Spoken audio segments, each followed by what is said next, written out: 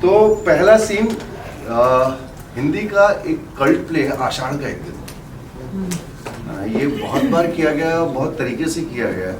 ये मैंने बहुत पहले किया था, पर कुछ सीन्स आपके दिमाग में बने रह जाते हैं।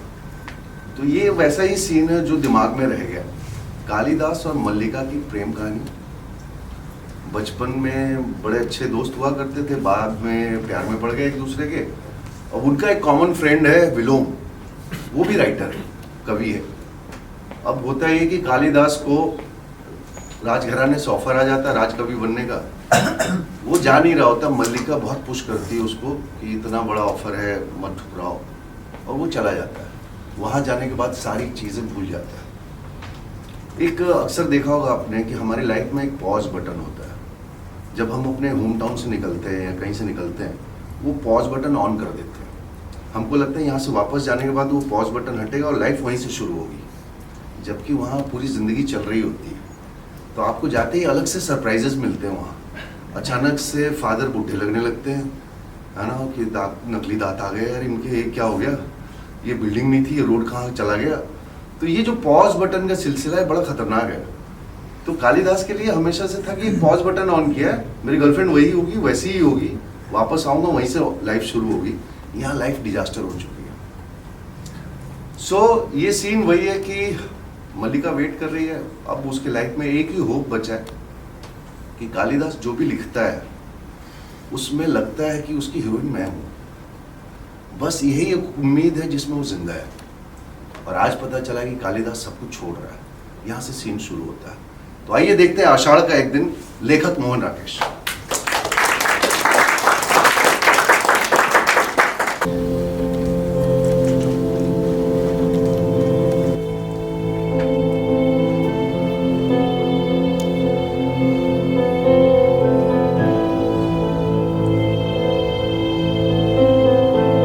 मल्लिका, मल्लिका, कालिदास सब कुछ छोड़कर संन्यास लेने काशी चला गया है।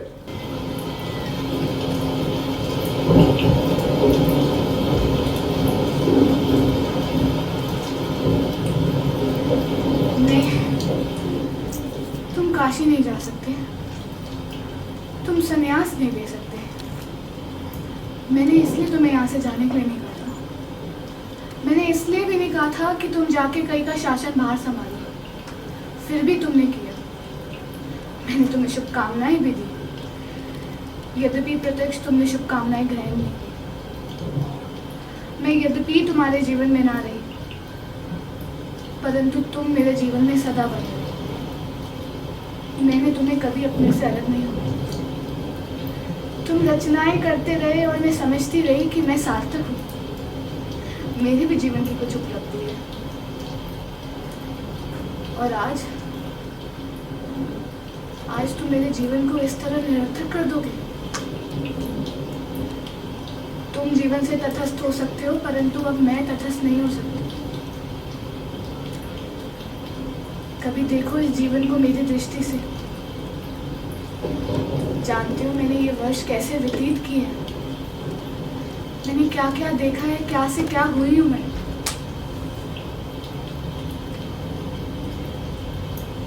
इस जीव को जानते हो, पहचानते हो इसे?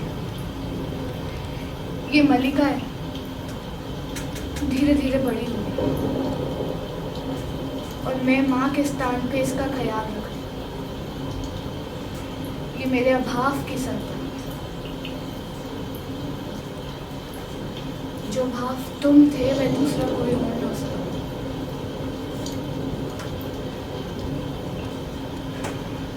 इस अभाव के कोष्ठ में जाने दूसरी कितनी कितनी आकृतियां बनी।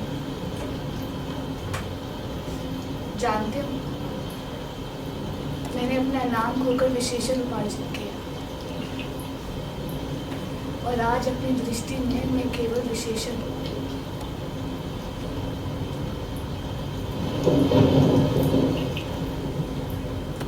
आज वही आषाढ़ का दिन है, उसी तरह मेघ गरज रहे, वैसी वर्षा हो रही है, वैसी मैं हूँ, उसी घर में हूँ, किंतु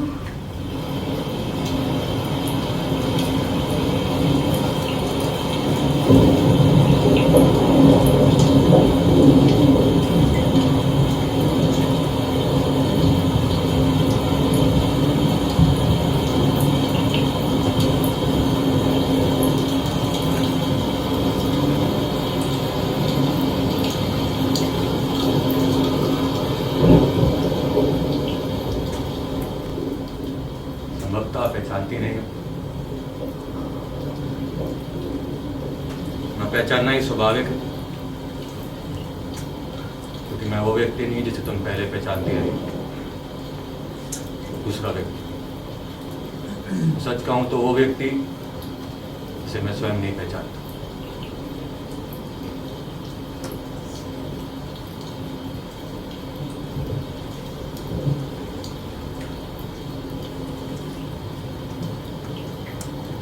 तुम इस तरह जड़ से क्यों खड़ी हो? मुझे देखकर बहुत आश्चर्य हुआ। आश्चर्य?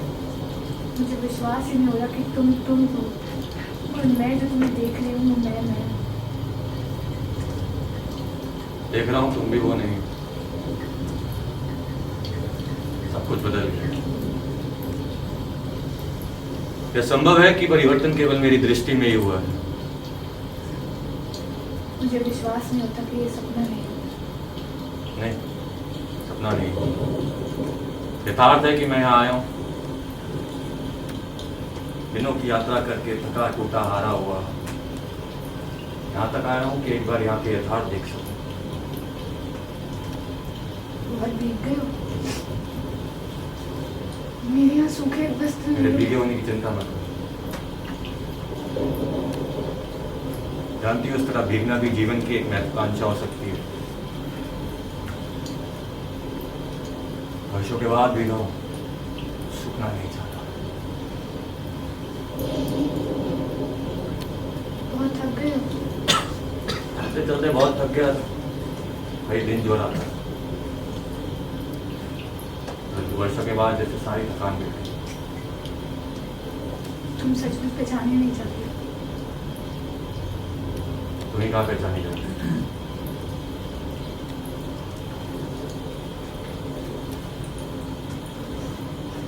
घर भी कितना बदल गया। मैं आशा कर रहा था कि सब कुछ ऐसा ही हो, जो करते हो यथास्थान, लेकिन कुछ भी तो यथास्थान नहीं। तुमने सब कुछ बदल दिया, सभी कुछ बदल दिया। मैंने नहीं बताया। जानता हूँ मुझे, तुमने नहीं बताया। तो मैंने कभी नहीं सोचा था कि घर कभी मेरे लिए अपरिचित भी हो सकता है, ताकि प्रत्येक वस्तु का स्थान और विन्यास इतना निश्चित था, परंतु आज सब कुछ अपरिचित हो गया है। और तुम भी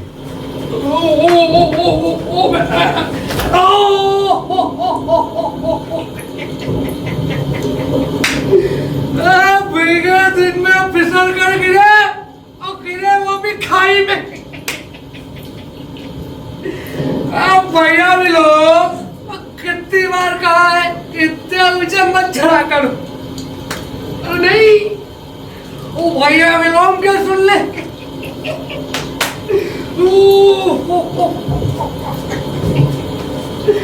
पहले आए तो द्वार बंद, लौट कर गए तो फिसल गए, वो फिर आए तो फिर द्वार बंद, लौट कर जाते तो न जाने क्या होता। आज का दिन ही ऐसा है।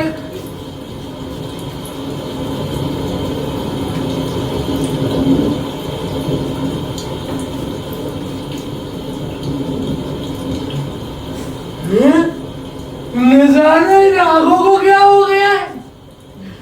कभी अपरिचित आकृतियां भी परिचित नजर आती है और कभी परिचित आकृतियां भी परिचित नहीं लगती। अब ये इतनी परिचित आकृति है और मैं इसे पहचान ही नहीं पा रहा। आकृति जाने से व्यक्ति थोड़ा अलग है। पहचानते हो मुझे? आकृति बहुत बदल गई है, किंतु व्यक्ति आज भी वही है। स्वर भी परिचित है और शब्द भी। ओ अच्छा, तो तुम हो। गिरने और चोट खाने का सारा कष्ट दूर हो गया और न जाने कब से तुमसे मिलने की लालसा मन में थी। हाँ, गले लगा, आओ। हैं? क्यों? गले नहीं लगोगे? ओह, अच्छा, मेरा शरीर मैला है इसलिए, या फिर मुझे से खड़ा? लेकिन बंदो, हमारा तुम्हारा रिश्ता से टूट नहीं सकता। तुमने कहा था कि हम दोनों एक दूसरे के बहुत निकट पड़ते हैं, नहीं कहा था? मैंने इतने वर्षों में उस निकटता में अंतर नहीं आने दिया।